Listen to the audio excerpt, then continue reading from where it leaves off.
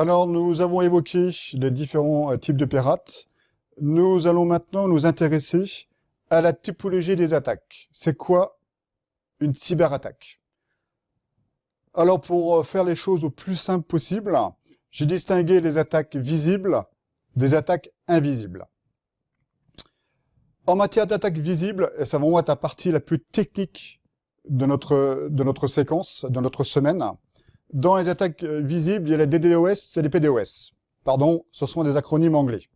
Alors, DDoS, Distributed Denial of Service, PDoS, Permanent Denial of Service, donc attaque par délit de service, attaque permanente par délit de service. Ça veut dire quoi, ça? Ça veut dire que l'attaquant va bombarder votre ressource Internet de tellement de requêtes qu'elle ne pourra plus fonctionner. Et donc, ça va se bloquer. Il y a eu plusieurs types d'attaques par délit de service. Ça se produit très, très fréquemment.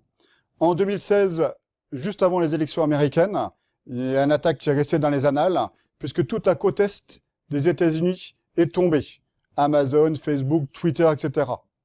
Et le pirate, il avait piraté des dizaines de milliers d'objets connectés, en particulier des caméras, et s'était attaqué à un hébergeur de nom de domaine.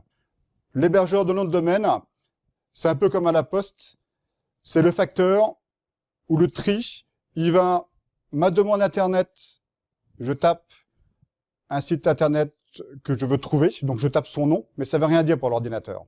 Donc lui, il va transformer cela en une suite de chiffres qu'on appelle l'adresse IP. Et pour donc trouver cette adresse-là, eh ben, le système va passer par un hébergeur de nom de domaine, qui sert de tri ou d'aiguillage, si vous préférez. Et donc le pirate, c'était attaqué à l'aiguillage. Donc attaque par délit de service, je bombarde tellement de requêtes que la ressource Internet s'arrête. Mais c'est provisoire.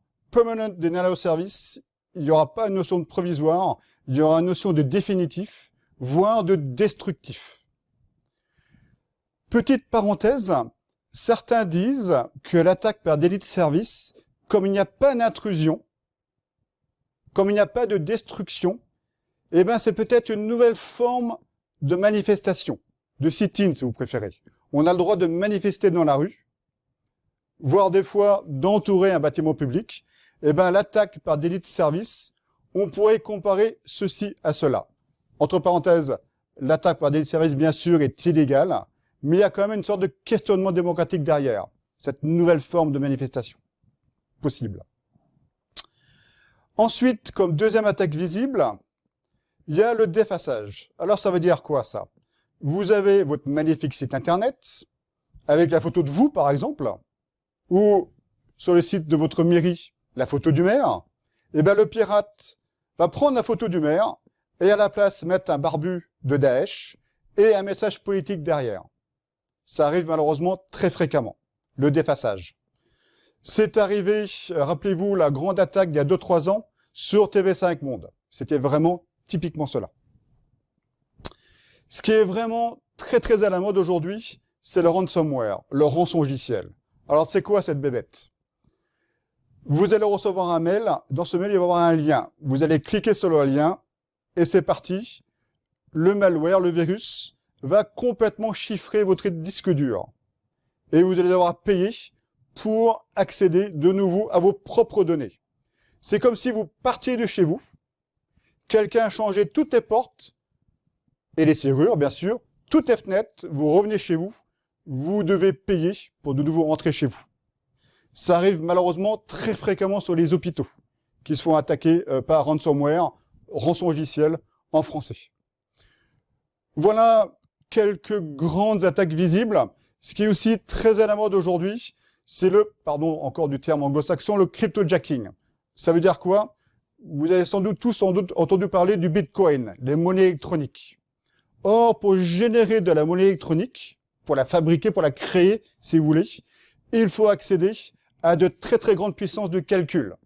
Donc ce que va faire le pirate, il va prendre le contrôle de votre ordinateur pour que votre ordinateur contribue à générer cette puissance de calcul pour fabriquer de la monnaie électronique.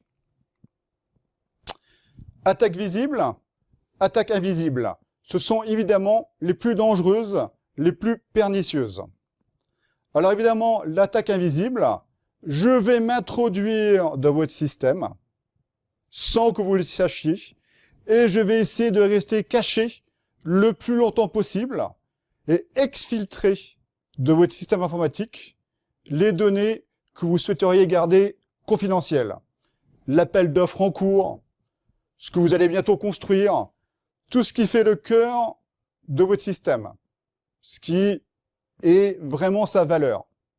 Et évidemment, ça risque de durer très très longtemps.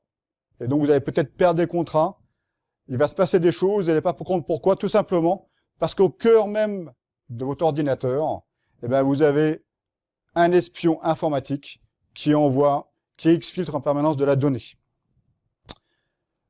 L'échelon supérieur par rapport à cela, c'est ce qu'on appelle les APT, Advanced Persistent Threats. Rappelez-vous ce que je disais dans la séquence d'avant. Les pirates se mettent de plus en plus en organisation. Eh ben, un APT, c'est ça. C'est un groupe, une organisation qui va décortiquer votre système, l'étudier à fond, et ensuite va le pénétrer. Chacun en prenant un bout. Le site internet, les bases de données, etc., etc. Pour ceux qui suivent un peu l'actualité, on parle souvent d'APT reliés à des groupes de pirates, eux-mêmes reliés à des pays. Par exemple, Fancy Bear pour les Russes. De mémoire, Lazarus pour les Nord-Coréens. Donc l'APT, l'Advanced Persistent Threat, la menace évoluée permanente, si je traduis ça littéralement, il y a vraiment une notion de préparation, d'organisation et de piratage continu sur le long terme par rapport à vos ressources sensibles ou que vous souhaiteriez garder secrètes.